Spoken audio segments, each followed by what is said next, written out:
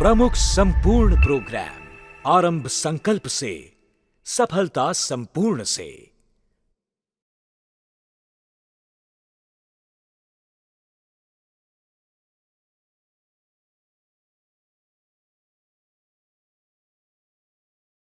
Hello everyone, नमस्ते। आप सभी का स्वागत है बीएपीएस प्रमुख अकेडमी में। मेरा नाम है श्रीकांत त्रिपाठी और आज हम लोग यूपीएससी के करंट अफेयर्स सेगमेंट से जुड़े हुए हमारे कुछ इंपॉर्टेंट टॉपिक्स हैं। उन टॉपिक्स के संदर्भ में आपसे यहाँ पर चर्चा करेंगे। आज जो टॉपिक हम लोग यहाँ पर लेने वाले हैं वो बहुत ही इंपॉर्टेंट टॉपिक है जो हालिया काफ़ी अखबार की सुर्खियां बटोर रहा है। अब अगर इस टॉपिक की अगर हम लोग बात करते हैं तो ये टॉपिक आपका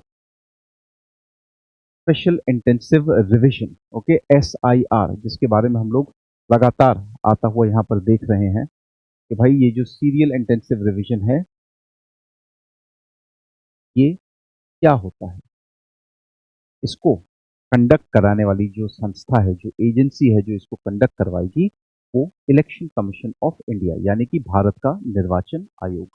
साथ ही साथ क्या ऑब्जेक्टिव क्या रखा है यहाँ पर, तो जो ऑब्जेक्टिव हम लोगों ने यहाँ पे रखा है, जो हमारा लक्ष्य है, वो लक्ष्य है हमारा कि भाई हमें एक्यूरेट और जो हमारे इलेक्टोरल रोल्स हैं, ठीक है, उनको समग्र तौर पर आप ये समझिए कि एक कंप्लीट तौर पर अपडेटेड, जैसे कई सारे लोग हैं जिनकी मृत्यु हो चुकी है पूर्व में, उनका नाम अभी तक चल रहा है, उनके नाम पर कई बार होता है कि भाई फर्जी मतदाता आते हैं और वो मतदान अपना करके चले जाते हैं।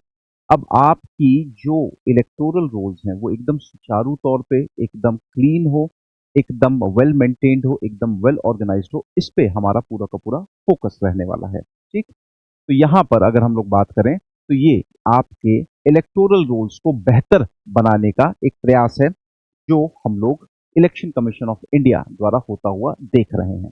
पिछली बार जो भारत में, ओके, नेशनल स्तर पर यानी कि राष्ट्रीय स्तर पर जो पिछली बार जो आपका SIR हुआ था वो हुआ था सन 2003-2004 के आसपास। तब से लेकर के आज तक हम लोग देख रहे हैं कि वही इलेक्टोरल रोल्स चल रहे हैं। अब उसमें जो पहला प्रमुख बदलाव हमको दिखाई दिया वो हम लोगों को दिखाई दिया बिहार चुनावों में। ओके, बिहार इलेक्शंस में हम लोगों ने ये परिवर्तन देखा, जहां पर लगभग लगभग हम लोगों ने ऐसा कई सारे आ, आरोप थे विपक्ष के, अन्य पार्टियां, कई सारे मीडिया में कंसर्न थे, उन सभी के कंसर्न्स को पूरे तरीके से सुनते हुए जो निर्वाचन आयोग के जो अध्यक्ष हैं, ठीक है, जो चीफ इलेक्शन कमिश्नर है ज्ञानेश कुमार जी, उन्होंने आकर के उन सभी डाउट्स को क्लैरिफाई किया और साथ ही साथ ये भी बोला कि यदि किसी का नाम गलती से छूट जाता है तो आप आइए, आप आकर के अपना नाम यहाँ पर जुड़वा सकते हैं। आपके पास 12 एविडेंसेस ऐसे दे करके रखे हुए हैं, आप इन 12 एविडेंसेस में से कोई भी एक एविडेंस ला करके आप हमको दे दें, या फिर जो 2003-2004 का जो इलेक्टोरल रोल है उसमें यदि आपके माता या आपके पिता का नाम शामिल है तो आपको इस प्रक्रिया से गुजरने की कोई आवश्यकता नहीं है। खास तौर पे ये जो इनिशिएटिव लिया जा रहा है, इस इनिशिएटिव को लिए जाने के पीछे जो सबसे बड़ा मसला है वो जो आपके इलीगल इमिग्रेंट्स जो आपके बांग्लादेश से, ओके, या रोहिंग्या मुसलमान जो आ गए हैं, या ऐसे कई सारे लोग जिनको हमने ऑपरेशन सिंदूर के टाइम पे भी देखा था, पाकिस्तान उनको भेजने की बात हो रही थी। अब वो बता रहे हैं कि साहब हम 2010 से रह रहे हैं, हमारा वोटर कार्ड बन गया है, ओके, हमने तो वोट भी डाला है। अब एक बात बताइए, पाकिस्तानी कैसे भारत में वोट डाल सकता है? वहीं दो बहनें मिली हैं, ओके, दो महिलाएं मिली हैं, उनमें से एक महिला की सरकारी नौकरी लग चुकी थी बिहार में, वो सरकारी नौकरी कर रही थी। बाद में जब पूरी जांच पड़ताल हुई तो पता चला कि भाई ये तो पाकिस्तानी मूल की है। तो इन्हीं सभी कमियों को खत्म करने के लिए, इसी उद्देश्य से हम लोगों ने इस प्रक्रिया को शुरू होते हुए देखा है और चुनाव आयोग बहुत ही तरीके से, बहुत ही सुचारू तौर पर इस काम को कर रहा है। अभी हाल ही में चुनाव आयोग ने बोला कि जो मौजूदा SIR प्रैक्टिस है वो 12 राज्यों में की जाएगी। आवेदन जमा करने की जो अंतिम तिथि पहले रखी गई थी वो रखी गई थी 3 दिसंबर, मगर अब उसको बढ़ा करके 9 दिसंबर कर दिया गया है। ठीक है, 9 दिसंबर तक उसको बढ़ा दिया गया है, राइट। तो ये हो जाएगा आपका इस टॉपिक का रेफरेंस। चलिए,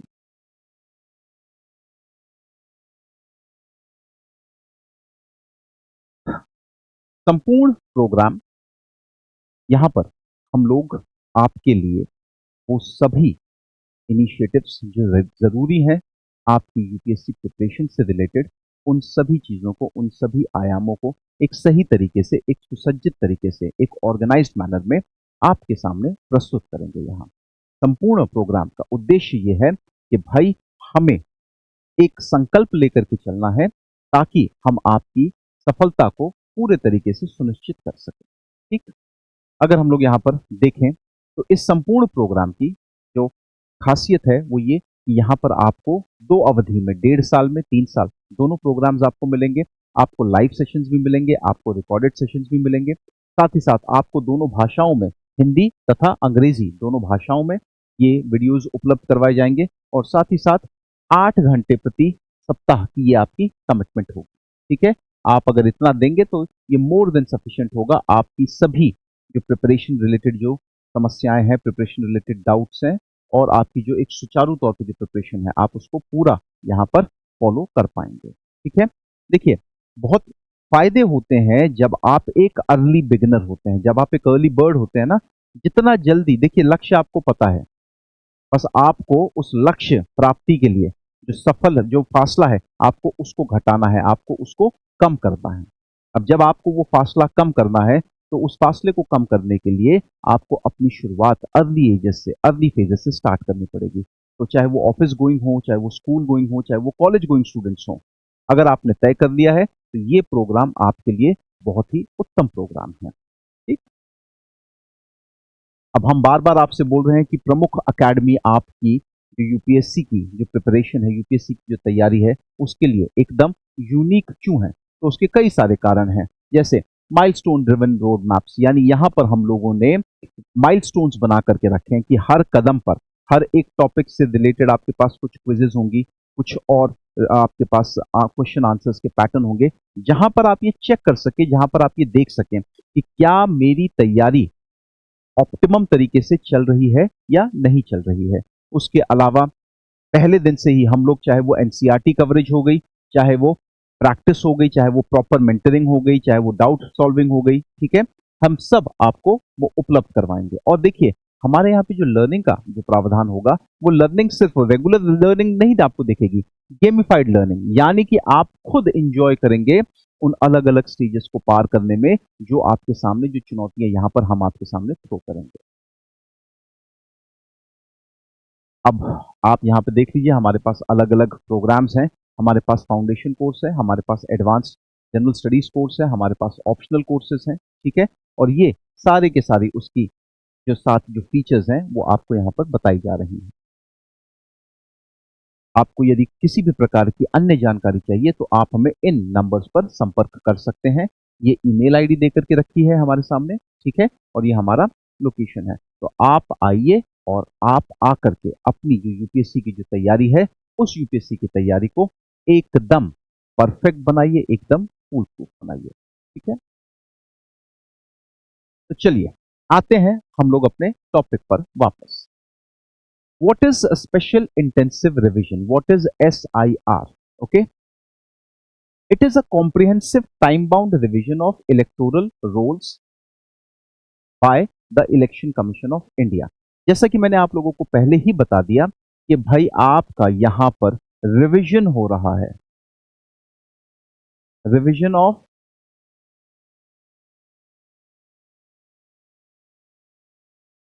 electoral rolls is happening here. ठीक है, अब आपको अगर अपना प्रॉपर रिवीजन करवाना है इलेक्टोरल रोल्स का, यानी कि आपका नाम, जैसे कई सारे बच्चे हैं जो इस साल या पिछले साल 18 वर्ष के हुए, पिछले चुनाव में वो मतदान नहीं कर पाए, ठीक है, या कई ऐसे लोग हैं जिनकी मृत्यु हो गई। अगर आपको अपनी जो निर्वाचन सूची है, अगर आपको उसको उसमें चाहे अपना नाम जोड़ना है, चाहे अपना नाम घटाना है, या फिर आप मान लेते हैं कि आप आज एक जगह पर रहते हैं, ओके, मान लेते हैं 5 साल पहले जब आपका वोटर कार्ड बना था तो आपका जो पता था, स्थायी पता, वो कुछ और था, लेकिन आपने अपना नया घर बनाया और आपने, वो तब किराए के मकान में थे, अब आपने अपना खुद का घर बना लिया, तो आपको अपना पता चेंज करवाना है।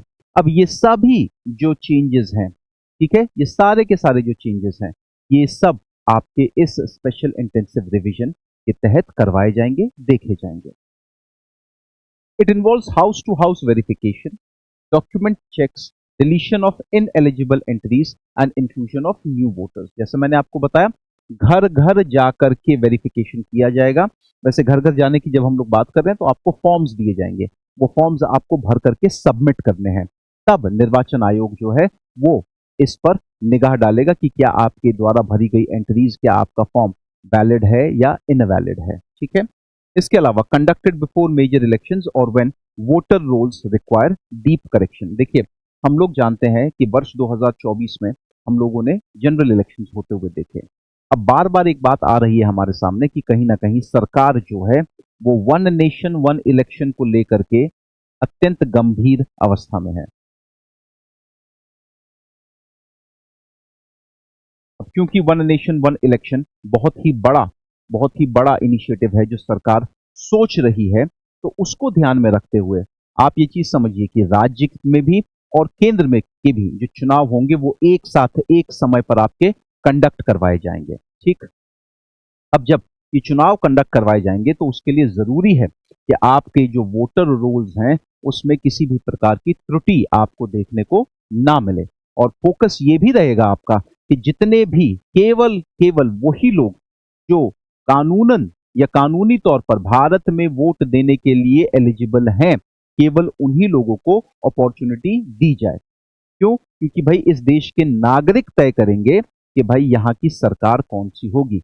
बाहर से आए हुए कोई भी अप्रवासी जो हैं वो तय बिल्कुल नहीं कर सकते, खासतौर से इलीगल इमिग्रेंट्स जो हैं, ओके, जो बिना किसी कागज के, बिना किसी पेपर के वो सीधा चले आए हैं और आकर के भाई इतने समय से, अच्छा यहाँ पर सबका रोल हो जाता है। वहाँ की सरकारें, ओके, जो स्थायी लेवल पर अगर हम लोग बोले राज्य स्तर पर कई सारे घपले हो गए, इन लोगों के पास आधार कार्ड आ गया, राशन कार्ड आ गया, अलग अलग प्रकार की इनके पास आइडेंटिटीज आ गई, तो इसका फायदा भी उठाया गया। लेकिन अब ये कहा जा रहा है कि इससे काम नहीं चलेगा। शुरुआत में आधार कार्ड को इसमें शामिल ही नहीं किया गया था। क्यों? कारण है, ध्यान रखिएगा, आधार को लेकर के कई बार सुप्रीम कोर्ट में मामले गए हैं जहां पर यह बोला है कि, और आधार कार्ड के पीछे अगर आप देखेंगे ना, आधार कार्ड के पीछे खास एकदम लिखा हुआ है कि आधार कार्ड नागरिकता का प्रमाण नहीं है, ओके, नागरिकता का प्रमाण नहीं है। ये बस ये बताता है कि यह नाम आपका है, आपकी जन्म तिथि ये है और आप यहां रहते हैं, इसके अलावा और कुछ नहीं। ये आपके नागरिकता का प्रमाण बिल्कुल भी नहीं है। तो यहां पर आधार के बारे में समझिए, does not acts as a proof of identity, proof of citizenship,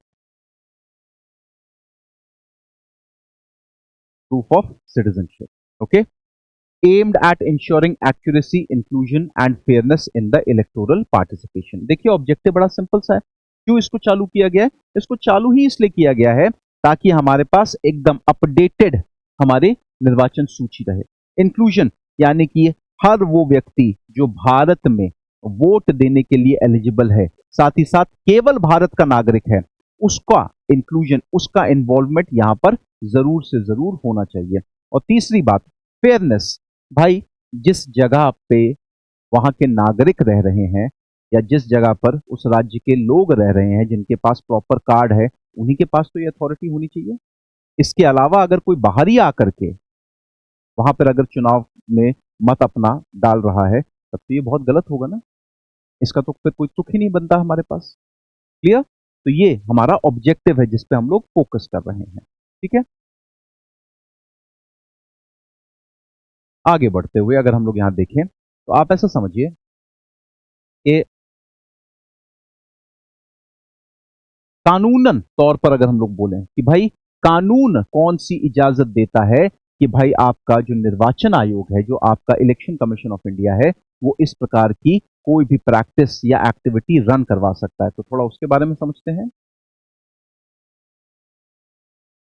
article 324, ECI's superintendence direction and control of election, यानी कि जो आपका अनुच्छेद 324 है वो सीधा सीधा भारत के निर्वाचन आयोग को यह डायरेक्शन देता है कि भारत में जो भी चुनाव होंगे वो किसके अंडर होंगे, वो होंगे इलेक्शन कमीशन ऑफ इंडिया के अंडर। और इलेक्शन कमीशन के पास पूरी अथॉरिटी होगी कि वो जिस तरीके से उसको लगे कि हाँ भाई फेयर एंड फ्री इलेक्शंस हमको करवाने हैं, तो वो सभी कदम उठा सकता है। तो फ्री एंड फेयर, फ्री का मतलब पूरी सुरक्षा होनी चाहिए, फेयर का मतलब केवल नागरिक ही वोट डालें, ना कि कोई और। यदि किसी का नाम रोहन है तो रोहन ही वोट डाले, रोहन के बदले मोहन नहीं डाल सकता। ठीक है।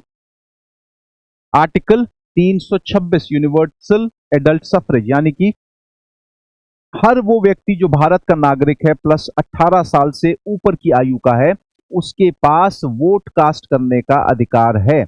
Okay, voter right. तो वो आदमी अपना वोटर राइट एक्सरसाइज कर सके, उसके लिए बहुत ज्यादा जरूरी है कि ये ऐसा हो। अगला, representation of the people's act 1950, section 16 and section 19, voter eligibility. खास तौर से जो सेक्शन 16 और सेक्शन 19 है वो क्लियरली आपको बताते हैं कि भाई वोटर की एलिजिबिलिटी कंडीशंस क्या क्या हैं। भारत का नागरिक होना चाहिए, 18 वर्ष से ऊपर का होना चाहिए। ठीक है, ये सारे के सारे references. Section 21 clause 3 allow special revision of electoral rules. ये भी आपके रिप्रेजेंटेशन ऑफ पीपल एक्ट में देकर के रखा है 1950 में कि आप समय समय पर जो आपकी निर्वाचन सूची है आप उसको रिवाइज कर सकते हैं। ठीक है, रिवाइज कर सकते हैं, यानी कि जो व्यक्ति मर गए हैं आप उनके नाम काट सकते हैं, और जो व्यक्ति नए ऐड हुए हैं यानी कि 18 वर्ष की आयु से ऊपर के हो गए हैं उनको आप यहां पर जोड़ सकते हैं। ठीक है। Registration of electors rule 1960, procedures for enrolment. The term SIR not explicitly used in rules raises procedural clarity issues. अब एक बात को समझिएगा, SIR तो ये नाम इस समय चुनाव आयोग ने दिया है, ये नाम खास तौर से स्पेसिफिकली ये नाम कहीं पे मेंशन नहीं है, जिसको लेकर के थोड़े से प्रोसीजरल चैलेंजेस आए। लेकिन अब चूंकि इलेक्शन कमीशन ने आकर के बात एकदम क्लियर कर दी है तो ठीक है। सीरियल इंटेंसिव रिवीजन, आप इसको समझने में क्या दिक्कत हो रही है? जो संस्था रिस्पॉन्सिबल है उसी ने आकर के इसका एक्सप्लेनेशन दे दिया कि भाई अगर आपको लग रहा है कि यहां पर कोई मसला है, कोई दिक्कत है, तो चलिए हम आकर के बोल रहे हैं। जैसा यहां पर बताया जा रहा है एग्जैक्टली आपको वैसा ही करना है। जो सीरियल इंटेंसिव रिवीजन है वो और कुछ नहीं, एक प्रकार का रिवीजन हो रहा है, रिवाइज कर रहे हैं आपकी इलेक्टोरल लिस्ट को। ठीक है, तो ये आपके पास कुछ रेफरेंसेस हैं। जैसे अगर हम लोग बात करें आरपीए एक्ट 1950 की, तो अलग अलग तरीके की आपके पास अथॉरिटी आती है, जैसे कि वोटर्स का क्वालिफिकेशन बताता है, निर्वाचन सूची को तैयार करवाता है, डिलिमिटेशन ऑफ कॉन्स्टिट्यूएंसीज यानी कि एक संसदीय क्षेत्र या एक विधानसभा क्षेत्र कहां से कहां तक का होगा, किस आबादी, कितना एरिया, कौन से लोग इसमें वोट कास्ट कर पाएंगे, यानी कि डिलिमिटेशन वो पूरा का पूरा। और साथ ही allocation of seats in parliament and state legislature. यही आरपीए एक्ट ये भी तय करता है कि भाई आपके संसद में और आपकी विधानसभाओं में कितनी सीटें होंगी। याद करिए, आपको ध्यान रखना पड़ेगा, अभी जो हमारा पिछला चुनाव हुआ है वो 543 सीटों के ऊपर हुआ है। ठीक है, अब ये जो 543 सीटों के ऊपर जो हमने चुनाव होते हुए देखा है, इन सीटों पर आपको ये ध्यान रखना है कि भाई अगली बार यहां पर इतनी नहीं रहेंगी, 500 प्लस नहीं रहेंगी। अब जो सीटें होंगी बेटा वो लगभग लगभग 800 या उससे अधिक सीट्स आपको देखने को मिलेंगी, 800 plus parliament seats, 800 plus parliament seats आपको देखने को मिलेंगी। क्यों? क्योंकि अब डिलिमिटेशन लागू होगा संसदीय स्तर पर। ठीक है, यानी कि नया मेजोरिटी मार्क होगा। जैसे अभी हम लोग बोलते हैं ना 272 इज द मैजिकल नंबर, अब वो मैजिकल नंबर बढ़ करके वही 50+1 वाला पैटर्न होगा। अब अगर 800 सीटें अगर हो जाएंगी तो 401 होगा, जितनी सीटें होंगी उसकी आधा प्लस एक, ये आपके पास रेफरेंस आएगा। ठीक, ये सब कौन करता है, किसके तहत होता है? रिप्रेजेंटेशन ऑफ पीपल्स एक्ट 1950 के तहत। ठीक है,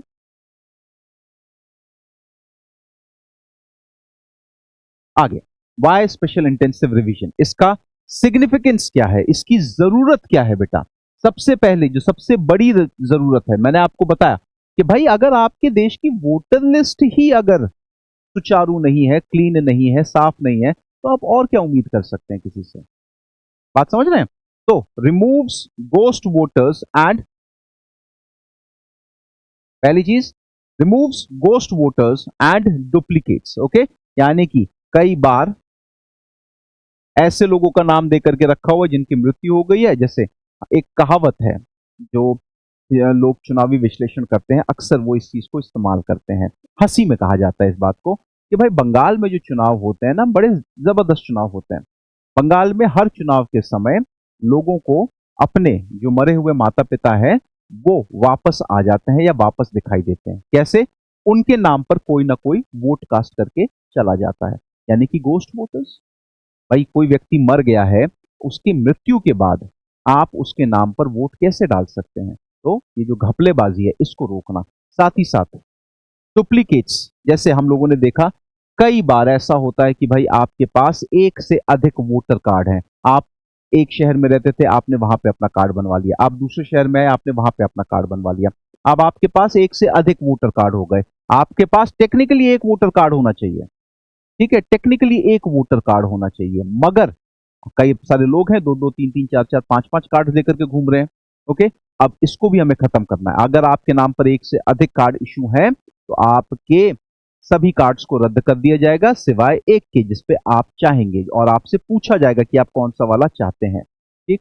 दूसरा, corrects demographic distortions due to migration and urbanisation. तो यहां पर आपको एक चीज आप और समझनी पड़ेगी। भाई कई बार हम लोग बोलते हैं ना कि एक संसदीय क्षेत्र 10 लाख लोग या उससे के आसपास, ये अप्रोप्रिएट नंबर है आपका। अब एक बात बताइए, एकाएक लोग बढ़ गए किसी जगह पर, आबादी हो गई वहां पे 25-30 लाख, लेकिन उनका जो रिप्रेजेंटेटिव है वो कितना? एक ही है। क्यों? आप देख रहे हैं कि साहब हमारी इस लिस्ट के हिसाब से तो इतने ही लोग हैं। तो आपको ये भी तो पता चलता है ना कि कितने लोग आ रहे हैं, कितने लोग जा रहे हैं, क्या जरूरत है, क्या आवश्यकता है। हर एक पैमाना आपको यहां पर फॉलो करना पड़ेगा। तीसरी चीज अगर हम लोग बात करते हैं, ensures inclusion of marginalised groups, youth, migrant and disabled. Okay, यहां पर सबको इस आप वोट डालने का अधिकार दे रहे हैं। भारत में हर व्यक्ति जो 18 वर्ष से आयु का ऊपर है, भारत का नागरिक है, उसके पास मतदान करने का संवैधानिक अधिकार है। ठीक है। अब आप एक बात बताइए, कई सारे लोग होते हैं जैसे माइग्रेंट लेबर्स हो गए, ओके, फिजिकली चैलेंज लोग हो गए, यूथ हो गए। अब इन सबको जो पहली बार दे रहा है इसको तो पता नहीं होता, तो ये यहां तक पहुंचे, अपना काम कर पाए, अपना मतदान दे पाए, उसके लिए ये प्रक्रिया बहुत जरूरी है।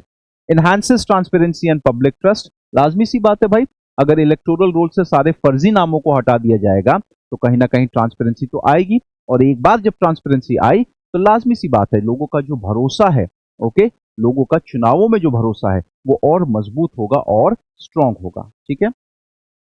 Ensure better polling logistics and booth rationalisation. अब आप एक बात समझिए, हमको पता होगा कि हाँ भाई एक फलानी जगह है, इस फलानी जगह पे हमने 20 बूथ बनाए हुए हैं, जबकि यहां पर अगर आप सिर्फ 10 बूथ भी बना देंगे तो भी आपका काम हो सकता है। लेकिन एक ऐसी जगह जहां पर आबादी अधिक है, वहां पर भी आपने 20 ही बूथ बनाए, वहां पर अगर आप 10 बूथ बना देंगे तो लोग बहुत जल्दी जल्दी अपना जो मत है वो डाल करके जा सकते हैं। तो कहीं ना कहीं आपको इसके ऊपर भी ध्यान रखना है, साथ ही साथ लॉजिस्टिक्स आपके सुधरेंगे। करेक्ट। तो enables better polling logistics and booth rationalisation. ठीक है। फिर बात करते हैं ऑब्जेक्टिव्स, जैसे कि मैंने आप लोगों को ऑलरेडी बता ही दिया, सिग्निफिकेंस के साथ ही इसके ऑब्जेक्टिव्स भी जुड़े हुए हैं। नंबर 1 की अगर हम लोग बात करते हैं तो पहले नंबर पे हमारे पास आता है एक्यूरेसी, रिमूव्स डिसीज, डुप्लीकेट और इनएलिजिबल एंट्रीज। दूसरा हमारे पास आता है इंक्लूजन, यानी कि सभी नागरिक जो कि एलिजिबल हैं 18 वर्ष से ऊपर, भारत के नागरिक, उन सबको यहां पर इन्वॉल्व करते हैं। तीसरा लेजिटिमेसी, एक व्यक्ति सिर्फ एक वोट कास्ट करना चाहिए, और यही प्रिंसिपल है, एक व्यक्ति एक से अधिक वोट कास्ट नहीं कर सकता है। चौथे की अगर हम लोग बात करें, demographic updating, reflect mobility and population changes, यानी कि ये बताएगा आपको कि भाई इस जगह से पिछले चुनावों में इतने लोग थे, अब इतने बढ़ गए हैं या इतने घट गए हैं, यानी कि डेमोग्राफिक चेंज जो हो रहा है वो भी तो आपके सामने आएगा ना निकल करके। ठीक। और पांचवा, pre election readiness, reduces litigations and operational issues. अब आपकी जो सबसे इंपॉर्टेंट चीज है वो है मतदाता सूची। अब अगर आपकी मतदान सूची सुचारू रूप से उपलब्ध है, अपडेटेड है, तो कहीं ना कहीं आपकी तैयारी 50% हो चुकी है चुनावों को लेकर। बाकी जो भी कुछ बचा वो सिर्फ और सिर्फ लॉजिस्टिक्स बचे, इसके अलावा और कुछ भी नहीं। ठीक है।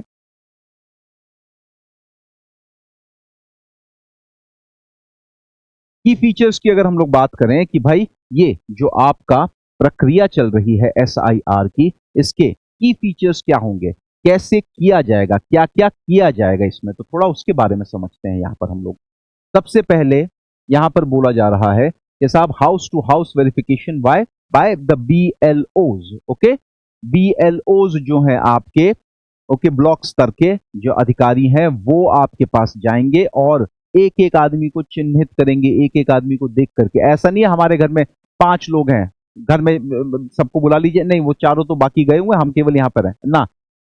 पर पर्सन वेरिफिकेशन होगा, उसके डॉक्यूमेंट्स लिए जाएंगे। हो सकता है कि आप उस समय उपलब्ध ना हो, तो आपके डॉक्यूमेंट्स लिए जाएंगे कि अच्छा एक काम करिए, आप इनके डॉक्यूमेंट्स दीजिए। आप जो भी इनके बारे में बोल रहे हैं, आप सारी जानकारी, जिसका जिसका नाम आप चाहते हैं कि सूची में चढ़े, आप ये डॉक्यूमेंट्स हैं, नाम, पता, फोटोग्राफ, आधार कार्ड, पैन कार्ड, जो भी चीजें हैं वो सारी की सारी चीजें आपसे मांगी जाएंगी और उसको चेक किया जाएगा कि हाँ भाई दिखाइए आप हमको। दूसरा, fresh enumeration forms and strict document verification. मैंने आपको बता दिया, जो भी आपसे कागजात, दस्तावेज मांगे जाएंगे उनका बहुत ही स्ट्रॉन्ग तरीके से चेक फॉलो किया जाएगा। Use use digital tools, SMS alerts, online portals. अब भाई देखिए, इतनी बड़ी प्रक्रिया हो रही है भारत में, बिना डिजिटल सहयोग के तो ये पॉसिबल है नहीं। तो डिजिटल सहयोग आपको बहुत बड़े स्तर पर यहां देखने को मिलेगा। Special focus on youth, migrant and excluded groups, ये मैंने आपको ऑलरेडी बता दिया।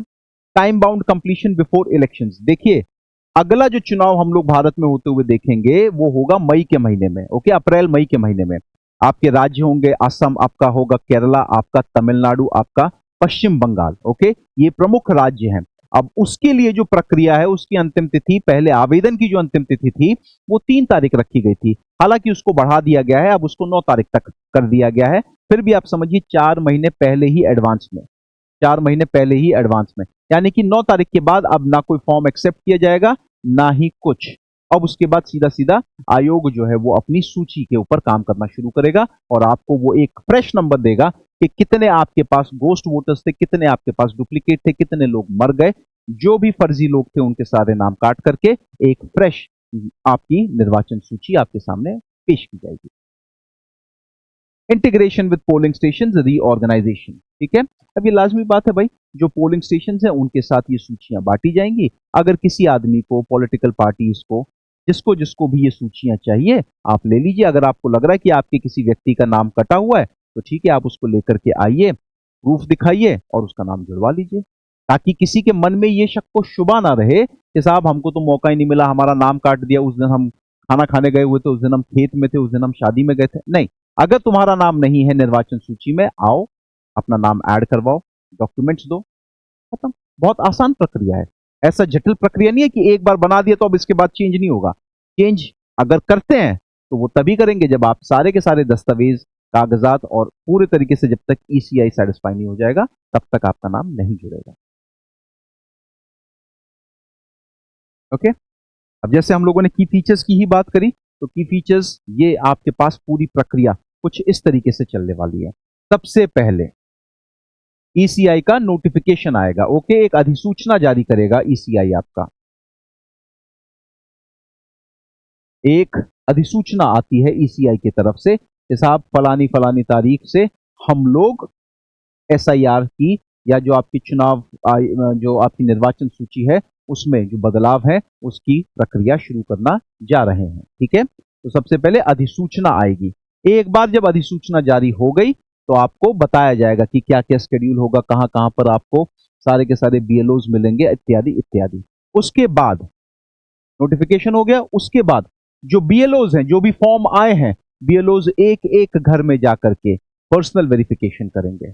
एक बार जब वो वेरिफिकेशन हो गया तो आपसे डॉक्यूमेंट्स मांगे जाएंगे कि भैया आप अपने आयु का प्रमाण दीजिए, आप अपने रेजिडेंस का प्रमाण दीजिए, आप अपने माता पिता का जो है प्रमाण वो आप हमको उपलब्ध करवाइए। ठीक है, और ये आप ये समझिए, ये जो माता पिता का रेफरेंस है ये उन्हीं के लिए है जिनकी 2003 से पहले मान लेते हैं, आप एक बात समझिए, 2003 में मान लेते हैं कि साहब एक कपल की शादी हुई, ओके, 2003 में उनकी शादी हुई और उस टाइम तक मतलब उन्होंने शायद कभी भी वोट अपना डाला नहीं था या उनका नाम वोटिंग लिस्ट में नहीं था।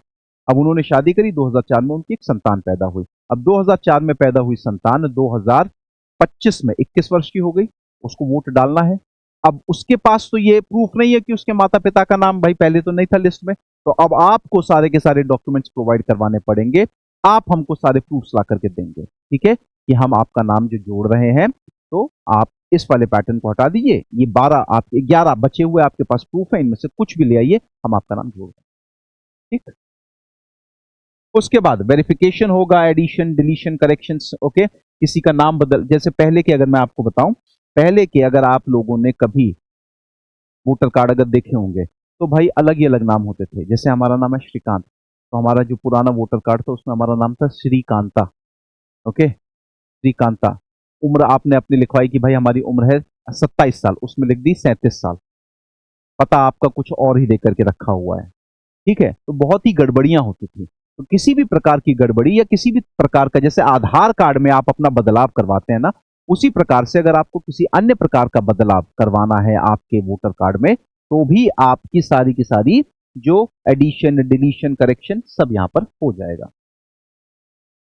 Draft publication and inviting objection, एक बार जब ये सारी चीजें हो जाएंगी तब आपके सामने निर्वाचन सूची जो है वो प्रस्तुत की जाएगी। और अब ये निर्वाचन सूची ओपन रहेगी किसके लिए? चैलेंजेस के लिए, कि साहब फलाने बोल रहे हैं हमारा नाम नहीं है, हाँ भाई फलाने आ जाओ, रामलाल दिखाओ क्या दिक्कत है, ये देखिए साहब ये हमारा नाम है, ये प्रूफ हमने दिया है, आपने हमारा नाम नहीं जोड़ा है, ठीक है, आ जाओ तुम्हारा हम ले लेते हैं।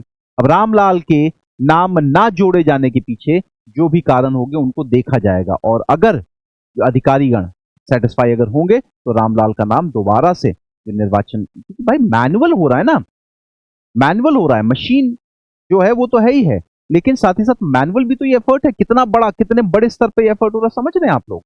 तो ठीक है, मैनुअल एरर हो सकता है, उसमें कोई परेशान होने की बात आपको नहीं है। फिर final roll publication and freeze before elections. अब जब सब कुछ हो जाएगा, सारे चैलेंजेस एक्सेप्ट हो जाएंगे, ओके, सबके सब सेटिस्फाई हो जाएंगे, तब चुनाव आयोग आपका फाइनल लिस्ट पब्लिश करेगा और बोलेगा कि भैया अब यहां से हम लोग आगे बढ़ते हैं, ठीक है, ये वाला है। तो ये आपके पास पूरी की पूरी कार्रवाई रहेगी।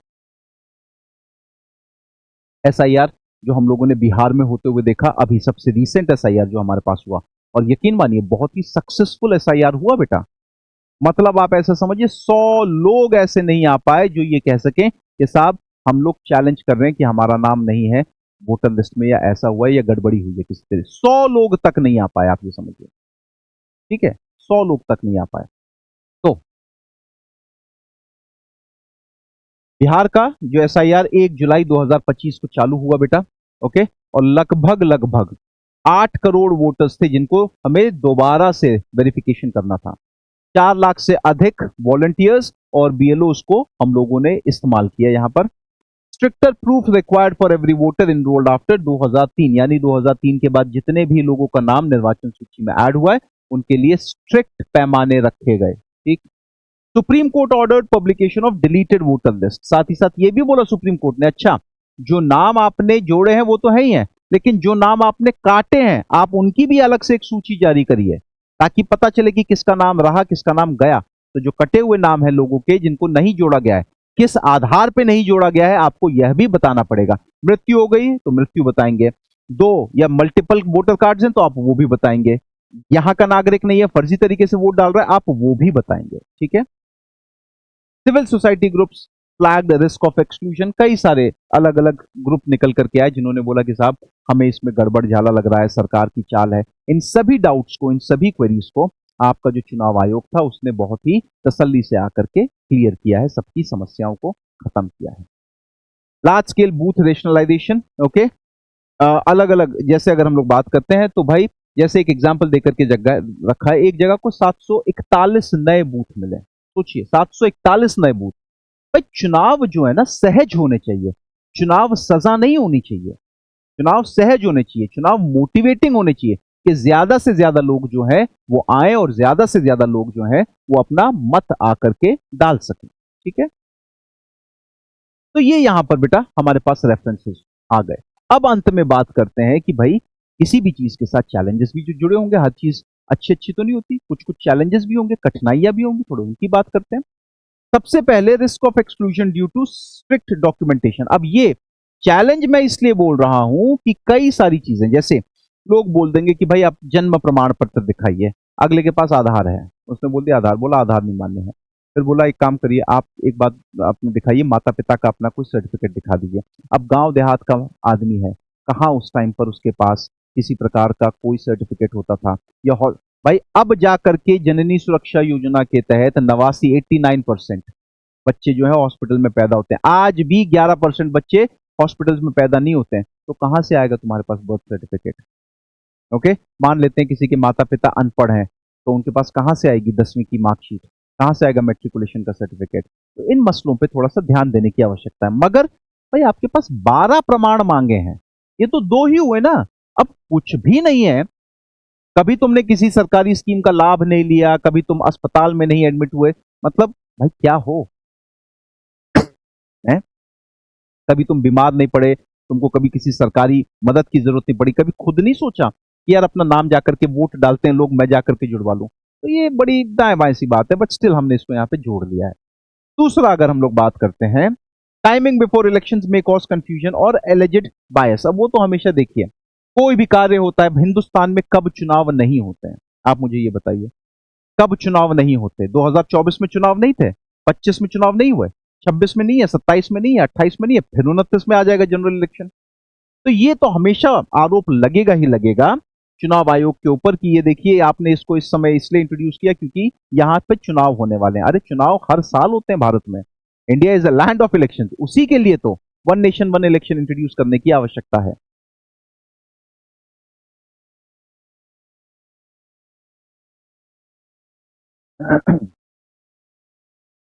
ठीक है, lack of explicit legal terminology in rules. अब यहां पर बोल रहे हैं कि भाई कानूनन आप ना चीजें बहुत सीमित रख रहे हैं, लोगों के पास बहुत स्कोप नहीं है चैलेंज करने का। अरे भैया एसआईआर की जो प्रक्रिया हो रही है वो चीजों को सरल बनाने के लिए हो रही है, जटिल बनाने के लिए नहीं। भारत के जुडिशरी सिस्टम की तरह नहीं कि आदमी जाने से पहले सोचता है कि यार एक बार कोर्ट का चक्कर लगा तो अगले 20 साल गए, जैसा होता है हमारे यहाँ पर। आसान बनाना है हमारा ऑब्जेक्टिव, कठिन बनाना, जटिल बनाना नहीं है कि आप किसी प्रक्रिया को इतना जटिल बना दो कि आदमी बोले अरे छोड़ो यार हटाओ, हम कर ही नहीं रहे।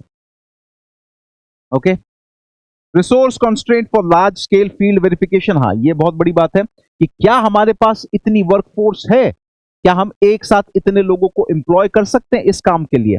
नहीं है, तो उसके लिए वॉलंटियर्स आपको लेने पड़ेंगे, वॉलंटियर्स को आप पैसा पे करिए, पेड वॉलंटियर्स रखिए। ओके, टेक्नोलॉजी का इस्तेमाल करिए, ये रेफरेंसेस आप यूज कर सकते हैं। Digital divide effects rural migrant low literate citizens. अब मान लेते हैं कि भाई जो गांव के कम पढ़े लिखे या जिनको बहुत ज्यादा कंप्यूटर चलाने का अनुभव नहीं है, उनको बोला कि आप अपनी कोई डिटेल भरिए। अब नाम है उसका श्यामलाल, उसने भर दिया एस के बदले आर भर दिया, उसको समझ में नहीं आ रहा, अंग्रेजी में लिखा हुआ आ रहा है, हिंदी में टाइपिंग उसको आती नहीं है, तो थोड़ी दिक्कत हो सकती है। बट वो मदद करने के लिए आपके वॉलंटियर्स इसी काम तो आएंगे। कैंप लगे हुए हैं सब जगह पर, आप कैंपों में जाइए, जो भी आपकी एंट्री आप वो एंट्री करवाइए अपनी और उसको ठीक करें। Political objections and litigations. Okay, ADR PILs जो आपका सुप्रीम कोर्ट में चल रही है। पॉलिटिकल ऑब्जेक्शंस, जो विपक्ष है वो लगातार बोल रहा है सरकार जो है वो एक तरीके का फर्जीवाड़ा कर रही है और सरकार जो है वो ऐसा ऐसा करके दिक्कतें खड़ी करना चाहती है हमारे लिए, या हमारे जो वोटर हैं उनका नाम काट देगी। जैसे उत्तर प्रदेश में अभी विपक्ष के नेता हैं, उन्होंने एक आरोप लगाया कि भाई हर एक लोकसभा सीट पर हमारे 25-25 हजार वोटर्स के नाम काटे जा रहे हैं। अब साहब 25 हजार वोटर्स के नाम काटे जा रहे हैं, आप कुछ नहीं करेंगे, वो लोग कुछ नहीं करेंगे। आप सब लोग अगर ऐसा मसला है तो सुप्रीम कोर्ट लेकर के जाइए, हाई कोर्ट लेकर के जाइए, कोर्ट में तो हर चीज सुनी जाएगी ना, छोटे से छोटी बड़ी से बड़ी चीज। हंगामा इतना होता है, आप करिए संसद में हंगामा कि हमारे नाम काटे जा रहे हैं, बट प्रूफ के साथ। आरोप लगा करके भाग जाना, ये होता है ना कि भाई हिट एंड रन, ये नहीं। अगर आप आरोप लगा रहे हैं तो उसको साबित करिए, ये बहुत ज्यादा जरूरी है। ठीक है,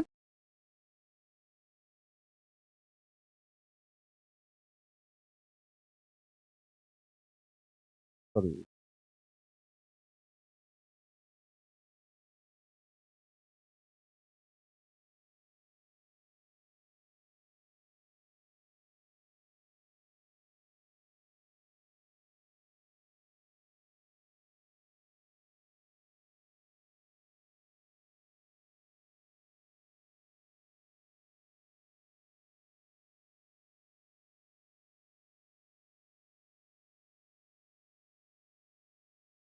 ओके, वे फॉरवर्ड क्या है? वे फॉरवर्ड आगे का रास्ता कैसा होगा हम सब जानते हैं।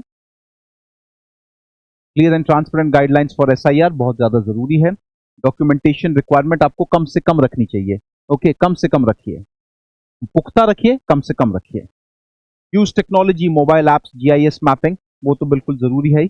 Special enrolment camps for migrants, disabled and youth, enrolment camps होने चाहिए जहां पे लोगों को बताया जाए ये इस तरीके से फॉर्म भरा जाएगा आपका। Stakeholder consultation with civil society and political parties. देखिए, भारत लोकतंत्र है, सबको एक साथ लेकर के आपको चलना है। तो कोई भी प्रक्रिया शुरू करने से पहले आप ये इंश्योर करें कि सब लोग आपके साथ हैं। ऐसा ना हो कि आप अलग थलग पड़ जा रहे हैं अपने किसी भी मिशन में। Publish deletions and additions for transparency, नए जुड़े हुए नाम और जिन नामों को काटा गया है सबकी लिस्ट आप जारी करिए ताकि लोगों को पता चले कि हाँ भाई ये नाम कटे हैं और ये नाम जुड़े हैं। Conduct post revision audits to ensure inclusion.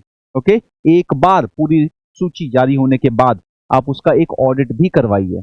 Okay, किसी प्राइवेट एजेंसी से करवाइए, किसी गैर सरकारी एजेंसी से करवाइए ताकि किसी तरीके की कोई डिस्क्रिपेंसी आपके जहन में, आपके दिमाग में कुछ शक को शुबा ना रहे। Synchronise SIR with polling station rationalisation, polling station के पास एसआईआर की मॉडर्न लिस्ट एकदम होनी चाहिए ताकि लोग, पॉलिटिकल पार्टी, उनके रिप्रेजेंटेटिव सब आकर के देख सकें और अपने अपने, जैसे होता है ना चुनावों से पहले पर्चियां बांटी जाती हैं, अगर चुनाव से एक दिन पहले कि ये आपकी पर्ची है, ये आपकी पर्ची है, हमारे पोल पे, बूथ पे आइएगा, हम सीधा सीधा इसको कर देंगे आराम करने के लिए।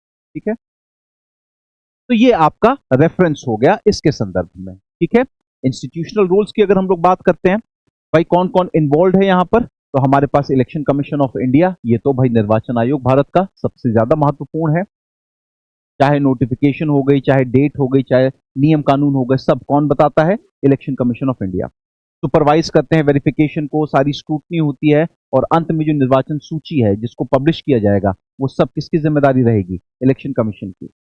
Ensures in accuracy and inclusivity under constitutional authority. अब क्योंकि एक संवैधानिक संस्था है तो भाई इसकी अपनी जिम्मेदारी अपने आप बढ़ जा रही है यहां पर। ठीक है, chief electoral officer state level पर ये काम करेगा, कोऑर्डिनेट करेंगे जो आपके डीईओज हैं, ईआरओज हैं और जो बीएलओज हैं उनके सबके साथ मिलकर के कोऑर्डिनेट करेंगे। पूरी की पूरी जो स्टाफ इन्वॉल्व होगी उसकी ट्रेनिंग से लेकर के उनकी जो समस्याएं हैं सबको देखा जाएगा, सबको सुना जाएगा। साथ ही साथ final report chief electoral officer जो है वो इलेक्शन कमीशन ऑफ इंडिया को भेजेंगे अप्रूवल के लिए। करेक्ट। कंक्लूजन, अंत में अगर हम लोग बात करें, एसआईआर एसेंशियल है। क्यों? ताकि साफ, क्रेडिबल और इंक्लूसिव चुनावी सूची, मतदान सूची, निर्वाचन सूची आपके पास रह सके। It strengthens the electoral integrity and public trust, लोगों का भरोसा बना रहता है और साथ ही जो चुनावों की जो खासियत है, चुनावों की जो निष्पक्षता है वो बनी रहती है, चुनावों की जो एकजुटता, इंटीग्रिटी वो जुड़ी रहती है आपसे। With proper safeguards, SIR can ensure all eligible citizens participate in India's democracy. Okay? ये हमारा उद्देश्य है, लक्ष्य है हमारा कि अगर SIR प्रॉपर तरीके से हुआ तब बिल्कुल ज्यादा से ज्यादा लोग चुनावों में पार्टिसिपेट करेंगे और लोकतंत्र हमारा और वाइब्रेंट होगा। ठीक है, जो हमारा टारगेट है। करेक्ट, ये हमारा रेफरेंस। ओके,